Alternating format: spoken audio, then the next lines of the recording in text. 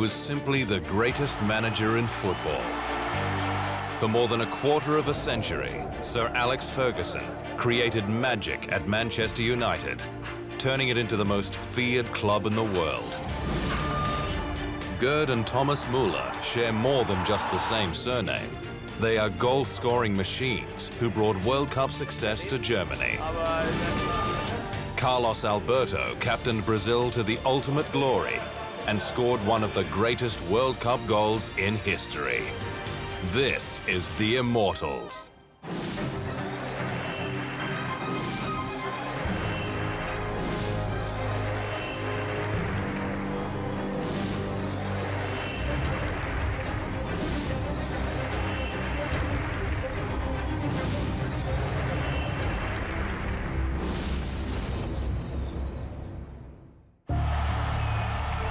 Sir Alex Ferguson turned Manchester United into the biggest football club in the world and accumulated an extraordinary 49 trophies throughout a career that screams one word: immortal.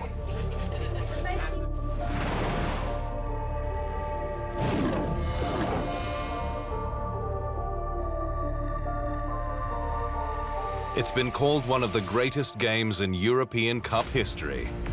On April 23, 2003, Real Madrid traveled to Old Trafford for the second leg of its quarter-final matchup with Manchester United. Real was a team stacked with superstars, including Zinedine Zidane and Ronaldo, and had won the first leg at home 3-1. United was looking at the Champions League to save its season. They were already out of the FA Cup and had only just started to recover after the worst start to a league campaign in 13 years.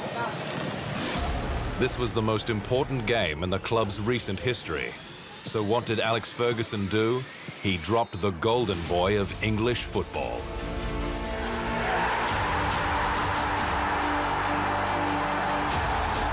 David Beckham had become a megastar, but that didn't matter to his longtime manager. He didn't like what was happening, so he benched his star player. The game turned out to be a classic, with Ronaldo scoring a hat-trick and Beckham coming on at the 63rd minute to score twice, as United fought back for a memorable 4-3 victory.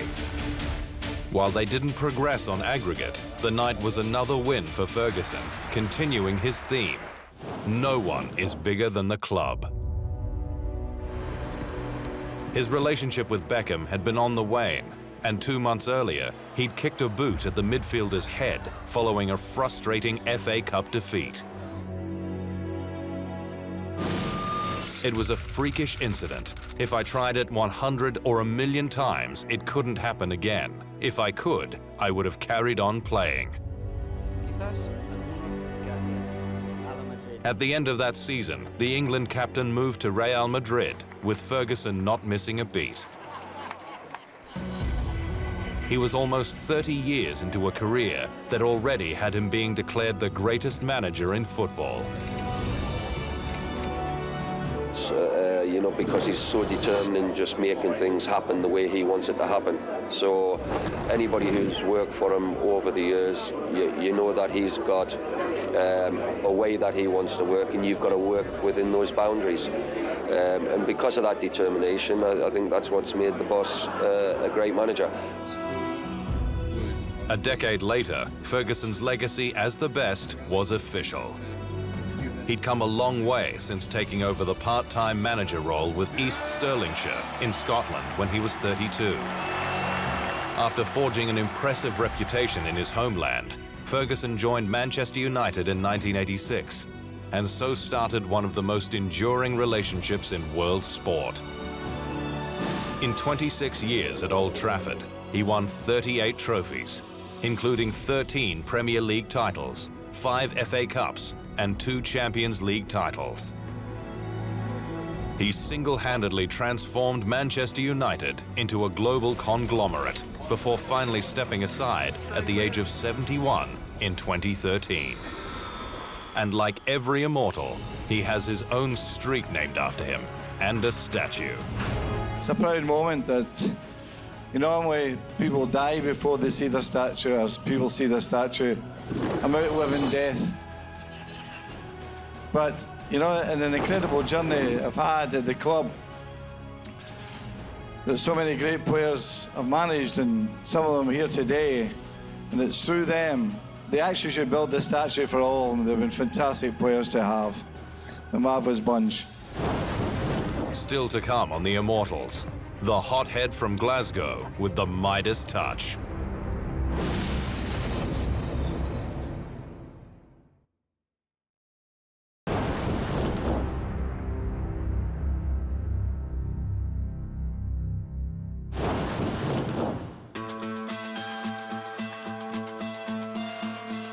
Manchester United might have been awash with star players over Alex Ferguson's reign, but there were only 4 who he considered world-class footballers.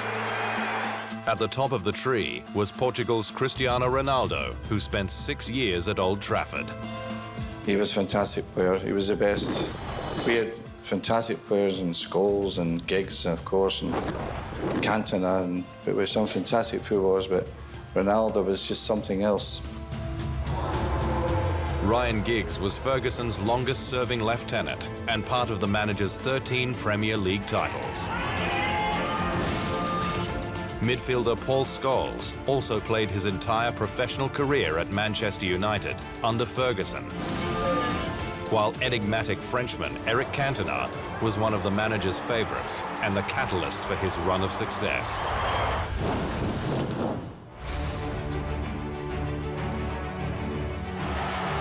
Alex Ferguson worked as an apprentice at a typewriter factory in Glasgow when he started his football career. He grew into a handy striker, leading the goal scoring in the Scottish League for Dunfermline with 31 goals in the 1965-66 season.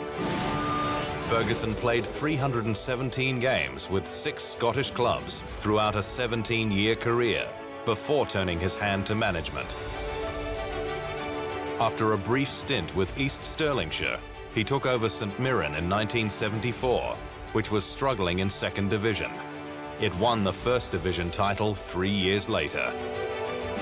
He was a hot-headed, strict disciplinarian from the start, and soon became known as Furious Fergie for his regular blow-ups. One of the highlights of his successful 8-year stint with Aberdeen was when he fined one of his players, John Hewitt, for overtaking him in his car on a public road. The European Cup Winners' Cup victory in 1983 against the might of Real Madrid, just the 3rd Scottish team to win the trophy, catapulted Ferguson's profile. Well, I started at 32 years of age, which was young, and I had 2 particular talents. I played the game, and I had all my coaching certificates, all my badges. And the first lesson I learned when I became a coach with a small team from Scotland was losing. Immediately you lose a game, you understand that your job is to find a solution to make sure you don't lose. My first job was to raise the mentality of a footballer, to give him a winning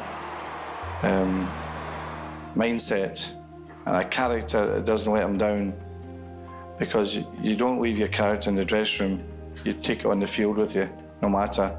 So my first job was to create a winning mentality with my players. After that, I could work in technique and skill, tactics, whatever. The most important thing was to develop the character. After being linked to a number of jobs in England, Ferguson signed with Manchester United on November 6, 1986, to replace Ron Atkinson, who'd been sacked. He didn't bring the magic touch straight away, and in fact there were murmurings about his job security after 3 unsuccessful years before he claimed his first piece of silverware, the 1990 FA Cup. Things changed dramatically after he signed a wild Frenchman named Eric Cantona, who helped Ferguson win his first Premier League title in 1992-93. And the damn wall busted. Trophy after trophy came flooding into Old Trafford as the legend of Fergie grew and grew. His forceful personality and siege mentality, which he would foster every season, was great for his team, but not for the media or opposition. But Ferguson didn't care. His greatest weapons were his grit, courage, and defiance. No public opinion could sway him, and no celebrity profile could impress him. Those who hate or disrespect Alex Ferguson, it's only because he snatched away their dreams of winning. Ferguson was a genius at developing his own and had the last laugh during the 1995-96 season.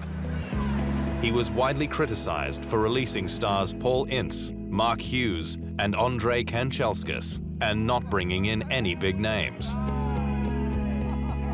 But Fergie had a plan. He knew he had some young talent ready to shine, and the group, which included Gary and Phil Neville, Beckham, Scholes, and Nicky Butt, became known as Fergie's fledglings.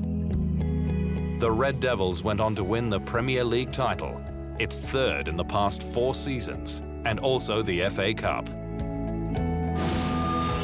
One of Ferguson's greatest achievements came in 1999 when he won an unprecedented treble: Premier League, FA Cup, and Champions League.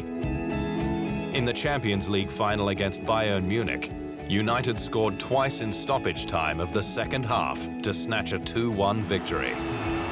It was the calling card of his teams, scoring late goals in Fergie time. Ferguson was reticent to let his guard down too often, but he did that night. Winning the Premier League that year and going on to win the FA Cup, and then obviously the Champions League in the final day of the campaign, it was really amazing, and couldn't tell you the joy and the satisfaction that was within that dressing room. And to see the manager in his element, he doesn't let his guard down too often. But that day he was like a kid. He was running around, he was jumping on everyone, you know, drinking champagne, celebrating like no others. And he felt that he had done the ultimate. I mean, he's done amazing thing in the game, and arguably the best manager, not just in our Premier League here, but around the world.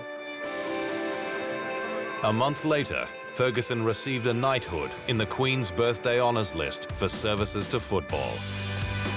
Over the next decade, Sir Alex mentored some of the best, with Rio Ferdinand, Cristiano Ronaldo, and Wayne Rooney, helping United to more silverware. In 2010, he became United's longest-serving manager, overtaking the great Matt Busby's record of 24 years. There's so many great players. The history, people determine Manchester United in many ways. When did it start? They say the Munich disaster. Yes, I think that possibly brought the attention to the club. Maybe not the kind of attention they wanted at the time, obviously. But the rebuilding of the team by Sir Matt Busby to 10 years later to win a European Cup and doing it the right way, it sent a message to every Manchester United team thereafter. There is a way to do it. And I think we try to do that the best we can, because without question, that period of Manchester United is fantastic history. His 12th league title at the end of that season was United's 19th, which surpassed Liverpool's record of 18. There was one more to come, and fittingly, it was in Ferguson's final season. The greatest manager in history bid farewell by taking charge of United for the 1500th time, an away fixture against West Bromwich Albion. And in keeping with the coaching Immortals career, it was an extraordinary game that finished in an incredible 5-all draw. Never before had Ferguson's well-used saying been more appropriate. Football, eh? Bloody hell. Up next on the Immortals, the Germans who shared more than just the same surname.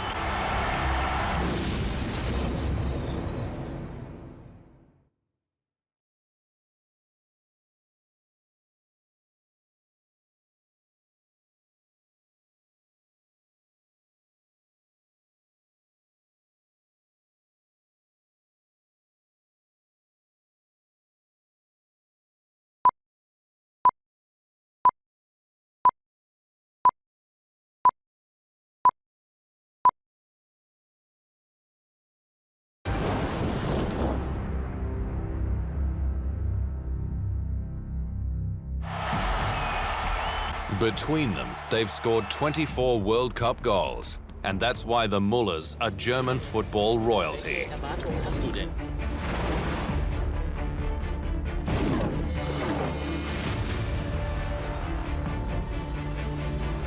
Reputations are made or broken on the big stage. It's a cliche which works in a lot of sports. For football, the stage doesn't get any bigger than the World Cup. Some of the all-time greats have failed to deliver there, but if you're a German with the name Müller, then that's certainly not the case. At the 1970 World Cup, Gerd Müller scored 10 goals for West Germany. He returned 4 years later and scored 4 more, including the winning goal in the final against the Netherlands. His total of 14 goals stood as the all-time World Cup scoring record for 32 years, before Brazil's Ronaldo passed it, although he needed 5 more matches to do it. Thomas Müller's first international goal for Germany came at a World Cup. At just 20 years of age, the Bayern Munich striker earned a starting role for Germany's opening match against Australia in 2010. It was only his 3rd appearance for his country, and he wore the coveted number 13, which had been worn by his namesake. Müller scored the 3rd goal in Germany's 4-0 victory and followed it up with 2 goals against England. He scored in the 3rd minute of the quarter-final against Argentina, but was suspended for the semi-final, which Germany lost to eventual champion Spain. In the 3rd-place playoff against Uruguay, Müller again scored, making him the joint top scorer for the tournament with 5. At the 2014 World Cup in Brazil, Müller started with a hat-trick in the opening game against Portugal. He got the crucial only goal in the 3rd group match against the USA, and then scored Germany's opening goal in the stunning semi-final 7-1 blowout of host Brazil. Müller then played a key role in his country winning its 4th World Cup crown with a 1-0 defeat of Argentina. His 10 goals in 2 World Cups has him on pace to overtake former teammate Miroslav Klose as the tournament's all-time leading scorer. Klose scored 16 goals in 4 editions of the World Cup, but his hold on the record won't be for long, according to Gerd Müller. I am certain that Thomas Müller will eventually get the World Cup goal record.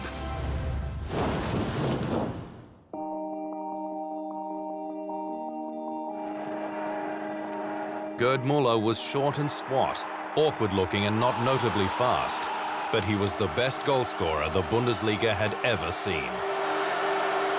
The man known as Der Bomber seemed to have supernatural ability to be in the right place at the right time. In 15 years at Bayern Munich, he rewrote the record books, scoring 365 goals in 427 Bundesliga appearances. He still holds the single-season record of 40 goals in 1971-72. For 40 years, he held the record for most goals in a calendar year, scoring 85 in 1972. It took the best player of the modern era, Lionel Messi, to break it. Müller is recognized for changing the fortunes of Bayern Munich, paving the way for it to become a world powerhouse. I once said lightly that what Bayern Munich stands for today, with what has developed at the Sabener Strasse, compared to the time in the mid-60s when we had our changing rooms in a small wooden hut, then I think without Gerd Müller, Bayern would still be in that hut. To a certain extent, it's true though. Without Gerd Müller's goals, the FC Bayern would not stand for what it does today.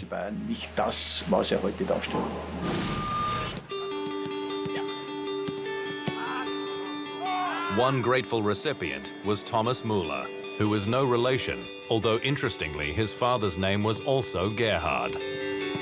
He was a product of the club's youth system, and like his namesake, was ungainly looking, a bit taller, but by no means an elite athlete. But he had a gift, and as one commentator put it, when God created space, Thomas Müller was already there. His brilliant positioning, versatility and knack for goals was a feature of Bayern's magical 2013 treble. He tallied 13 goals and 11 assists in the Bundesliga, 8 goals and 2 assists in the Champions League. And Müller also scored a goal in the German Super Cup final victory. Delivering Bayern titles in the same vein as Gerd did decades earlier has been the aim of the player, who proclaimed himself the space investigator. Ach so, ja, jetzt fällt mir noch ein Ziel ein. Es hat noch keine Mannschaft geschafft. One particular goal comes to mind. No team has ever won the Bundesliga title 4 times in a row. It's never happened before. There are many records which we have broken or missed out on over the last few years, and I like this particular one very much. It would be great, and that's what we'll work for. Also das wäre eine super Sache und dafür arbeiten wir. Müller achieved the four-peat in 2015-16 as he continued to push his case to be in the conversation with Messi and Cristiano Ronaldo about the best players on the planet. There is already one immortal named Müller. Another could be just one World Cup away. When we return, a Brazilian hero who upstaged the world's greatest player on the biggest stage.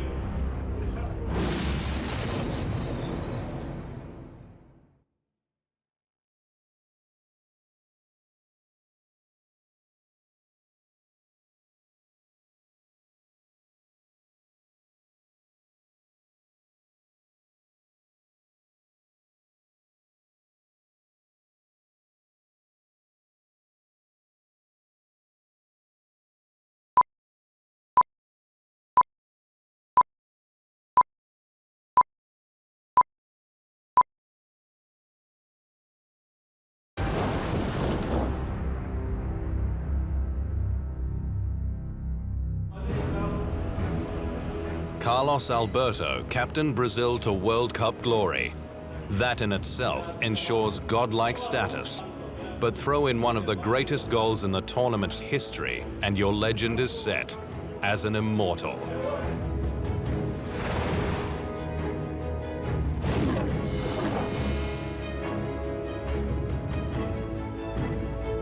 The world's best defender getting a beautiful pass from the world's best player to score one of the greatest goals of all time. It's a thing of beauty, which Brazilian fans have relived for decades. The play started deep in Brazil's defensive half before Pelé laid on a perfect ball in the box for a streaming Carlos Alberto to smash it home from the right side into the bottom left corner. It was Brazil's final goal in its stunning 4-1 victory over Italy to claim the 1970 World Cup, which fittingly, Alberto lifted as captain of a side considered one of the best of all time. Alberto and Pelé had been teammates at Brazilian club Santos, and later for the New York Cosmos, where they joined forces with German star Franz Beckenbauer. In 2014, Alberto remembered his banter with Beckenbauer, joking how each had lifted the sport's greatest prize. I have a friend in football called Franz Beckenbauer. He usually jokes with me by saying that he let me lift the old Jules Rimet trophy so he could lift the new one. Because after 1970, it would be the first time. But I tell him that we wanted to win. Brazil wanted to win in 1970. So you, Germany, could have the opportunity 4 years later to lift the new trophy. Alberto revolutionized the game as the ultimate two-way player, an innovator who mastered box-to-box football. He represented his country 53 times, scoring 8 goals, but never played in another World Cup, with a knee injury ruling him out of 1974. After an extensive management career where he worked at 16 different clubs, both at domestic and international level, Alberto became a commentator with Brazilian television. What you have to change in Brazil, in the Brazilian national team, is try to play the real Brazilian football, like we did before. And everybody in the world admire the Brazilian football, touching the ball, dribbling, improve creativity. This was the Brazilian football that people love all over the world. But today, I don't know if anyone Even you, if you like the way the Brazilian football play, the Brazilian team plays. Nobody likes.